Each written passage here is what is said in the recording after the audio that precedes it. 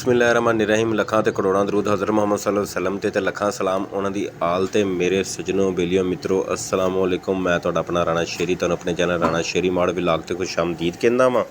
ਲਓ ਮੇਰੇ ਮਿੱਤਰੋ, ਅੱਜ ਸਾਨੂੰ ਆਪਣੀ ਬਚਪਨ ਦੀ ਜਿਹੜੀ ਇੱਕ ਖੇਡ ਹੁੰਦੀ ਸੀ, ਜਿਹੜੀ ਖੇਡ ਦੇ ਨਾਲ ਨਾਲ ਅਸੀਂ ਖਾਂਦੇ ਵੀ ਸੀ। ਤੇ ਪਹਿਲਾਂ ਭਾਈ ਆਉਂਦੇ ਹੁੰਦੇ ਸਨ ਗਲੀਆਂ ਦੇ ਵਿੱਚ, ਤੇ ਗਲੀ ਦੇ ਵਿੱਚ ਆ ਕੇ ਤੇ ਮੁਖਤਲਿਫ ਕਿਸਮ ਦੀਆਂ ਚੀਜ਼ਾਂ ਬਣਾਉਂਦੇ ਸਨ ਤੇ ਫਿਰ ਅਸੀਂ ਖੇਡਦੇ ਸੀ, ਨਾਲ ਨਾਲ ਖਾਂਦੇ ਸੀ। ਅੱਜ ਸਾਡੇ ਬੱਚੇ ਸ਼ੁਕਰ ਅਲਹਮਦੁਲਿਲਾ ਮੋਬਾਈਲਾਂ ਤੋਂ ਇਲਾਵਾ ਵੀ ਕੋਈ ਖੇਡਾਂ ਇਹਨਾਂ ਨੂੰ ਨਜ਼ਰ ਆਉਣ ਲੱਗੀਆਂ ਨੇ। ਤੇ ਆਹ ਦੇਖੋ ਕਿਵੇਂ ਇੱਥੇ ਰਸ਼ ਆ ਤੇ ਕਿਸ ਤਰ੍ਹਾਂ ਬੱਚੇ ਜਿਹੜੇ ਨੇ ਇਹਦੀ ਕਾਰਾਗਰੀ ਦੇਖ ਰਹੇ ਨੇ। ਆਹ ਦੇਖੋ ਉਹਨੇ ਏਡਾ ਸੋਹਣਾ ਇੱਕ ਪੁੱਲ ਬਣਾ ਕੇ ਸਾਨੂੰ ਦਿਖਾ ਰਿਹਾ ਵਾ, ਤੇ ਇਹ ਵੇਖੋ ਇਹਦੀ ਕਾਰਾਗਰੀ ਨੂੰ ਵੀ ਦਾਤ ਦੇਣੀ ਚਾਹੀਦੀ ਕਿ ਬਾਈ ਜੀ ਬਹੁਤ ਸੋਹਣੀਆਂ ਚੀਜ਼ਾਂ ਬਣਾ ਕੇ ਦਿੰਦੇ ਨੇ। ਤੇ ਆਓ ਮੇਰੇ ਮਿੱਤਰੋ ਤੁਹਾਨੂੰ ਅਸੀਂ ਇਹਦੀ ਕਾਰਾਗਰੀ ਦਿਖਾਉਂਦੇ ਹਾਂ ਕਿ ਕਿਹੜੀ ਕਿਹੜੀ ਚੀਜ਼ ਸਾਨੂੰ ਬਣਾ ਕੇ ਦਿਖਾਉਂਦੇ ਨੇ।